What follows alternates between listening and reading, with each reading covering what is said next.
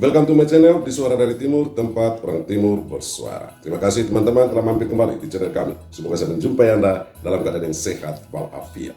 Teman-teman sekalian, lini depan Garuda dinilai sebagai lini yang sangat mewah dan sangat menakjubkan. Beberapa media baik lokal maupun Asia memberitakan tentang lini depan Garuda. Nah, di sana ada nama-nama seperti Ragnar Oratmangun, Ramadan Sananta, kemudian ada Oleg Romeni, Mauro Gistra, dan Miliano Jonathan. Nama-nama bagian ini justru menjadi ancaman tersendiri dan menarik untuk diperbincangkan oleh media-media di Asia.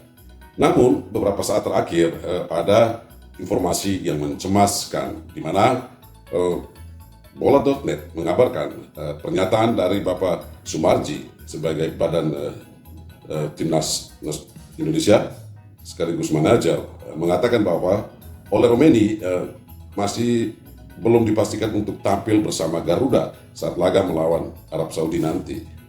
Ini tentu mencemaskan dan juga membuat fans Garuda tersesak dadanya. Namun jangan dulu cemas, ada informasi lain yang membuat kita sedikit optimis, yakni soal market value timnas Indonesia yang jauh tinggi menjulang dari kedua rivalnya di round 4, yakni Arab Saudi dan Irak. Market value tentu bukan menjadi jaminan kemenangan, namun di sisi lain dengan market value yang ada justru membuat para pemain semakin percaya diri bahwa mereka punya kualitas yang lebih baik dari lawan.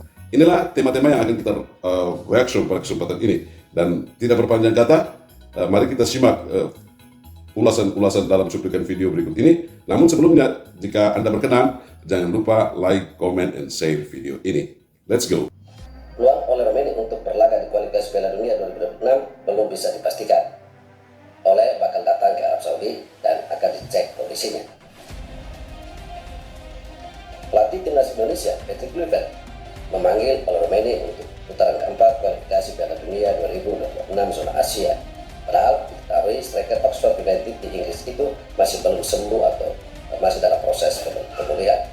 Romeni menderita cedera pada tulang sebagaimana yang kita ketahui usai ditekel pemain Arema FC Paulinho Monserrat di Piala Presiden 2005 pada Juli kemarin. Untuk memulihkan, dia harus naik meja operasi. Operasi dikabarkan berjalan sukses pada Juli 2005. Namun tidak disebutkan berapa lama pemain naturalisasi kelahiran Belanda itu bakal beristirahat. Sampai pada akhir September 2025, Romeni masih melakukan recovery cedera. Bomber berusia 25 tahun itu juga masih belum mengikuti latihan bersama Oxford United, klub yang dinaunginya. Romeni pun diragukan bisa tampil untuk timnas Indonesia di grup B putaran keempat kualifikasi Piala Dunia 2026 zona Asia. Grup B bakal diadakan pada tanggal 8 sampai 14 Oktober 2005 di Arab Saudi. Ketua Badan Tim Nasional BTN Bapak Sumarji angkat bicara soal potensi Romeni bermain untuk timnas Indonesia. Sosok yang juga menjadi manajer Garuda ini belum bisa memastikan. Kita belum bisa menjawab, ujar Sumarji saat dikonfirmasi Bola.net. Tetapi boleh datang bersama-sama dengan pemain lain dan nanti akan kita cek kondisi terakhirnya seperti apa, kata Sumarji menambah. Guys, itulah ulasan yang menunjukkan bahwa Oleg Romeni walau telah dipanggil oleh Patrick Kluivert untuk masuk dalam skuad timnas yang berjuang di round 4, tetapi menurut Bapak Sumarji, Ketua BTN, soal kepastian oleh main atau tidak masih menunggu pengecekan kondisi kebugaran oleh terakhir, dan oleh tetap berangkat ke Arab Saudi dan di sana akan dicek dulu, dan semoga hasil pengecekannya oleh direkomendasikan untuk tetap bermain.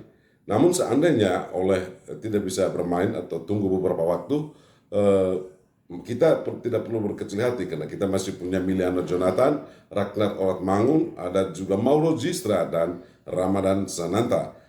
Tetapi beberapa media khususnya Bola Sport juga membuat analisis yang agak mencemaskan kita atau membuat kita agak gimana gitu tentang Mauro Gistra dan Ramadan Sananta. Seperti apa ulasan dari Bola Sport? Kita simak videonya berikut ini.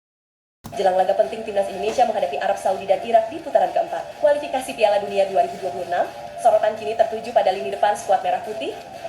Patrick Kluivert sudah merilis daftar 28 pemain, termasuk para striker andalannya. Namun, muncul pertanyaan besar. Apakah para penyerang kita cukup bugar dan tajam untuk menghadapi dua lawan berat ini? Kembalinya Ole Romeni tentu memberi angin segar. Dari 4 laga sebelumnya, Ole sudah mencetak 3 gol untuk Garuda. Sayangnya, ia mengalami cedera serius akibat tackle pemain asing di Piala Presiden 2025. Hingga saat ini, Ole bahkan belum tampil bersama klubnya sejak pramusim. Artinya, kondisi kebugaran Ole masih tanda tanya besar. Lalu ada nama Moro Zylstra, striker muda berusia 20 tahun. Meski punya potensi besar, Moro masih minim pengalaman di level klub. Di Eredivisie musim ini, ia belum sekalipun tampil untuk FC Volendam dan lebih sering jadi penghuni bangku cadangan.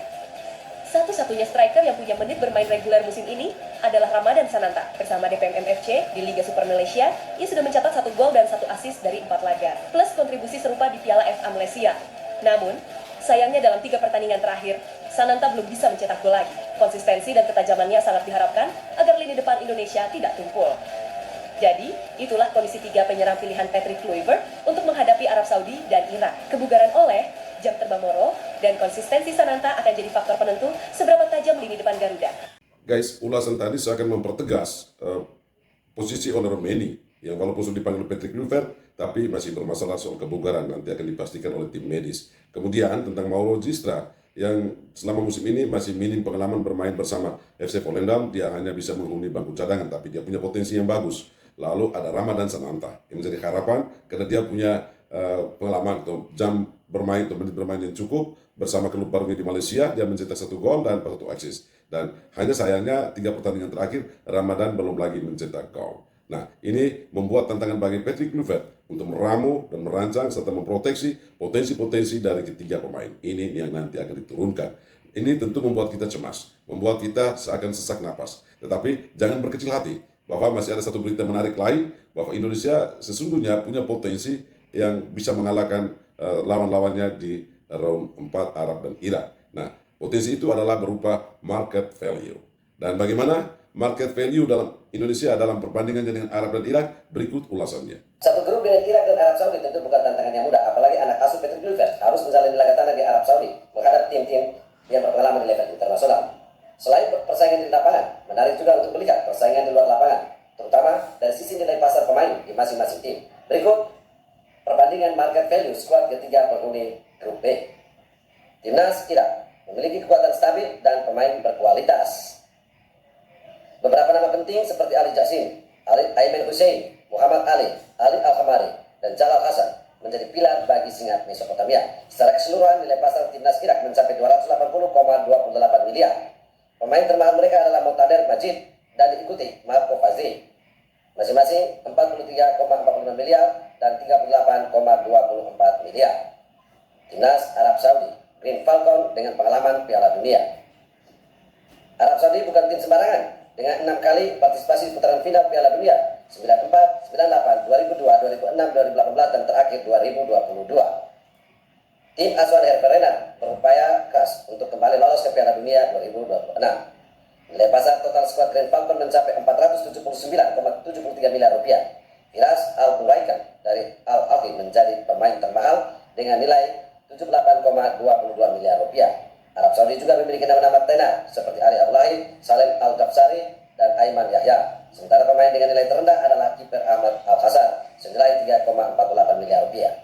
Timnas Indonesia, market value tertinggi di grup B.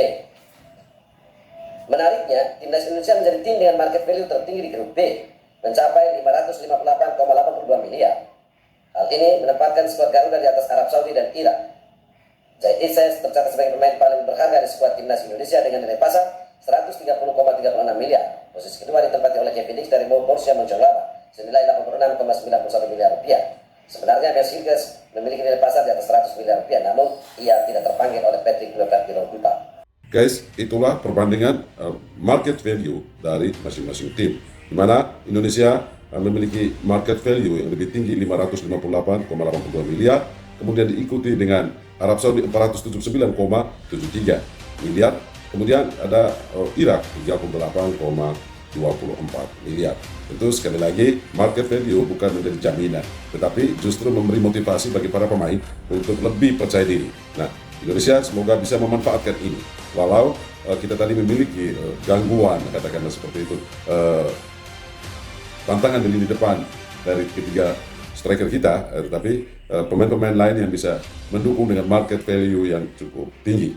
Nah, ini bisa memberi sebuah warna tersendiri, kualitas tersendiri bagi timnas Indonesia untuk mengarungi round 4, dan terutama kita berharap oleh Romeni, Mauro dan Ramadan juga bisa eksis bermain. Nah, kita sebagai fans, mari kita memberikan doa untuk para anak muda kita yang sedang berjuang di King Abdullah Jeddah. Kita yakin dan percaya leluhur di Nusantara juga akan turut mendukung seluruh perjuangan timnas Garuda demi nama besar bangsa ini, dari Sabang sampai Merauke, dari Miangas sampai Pulau Rote. Mari bersatu, shalom kita Garuda.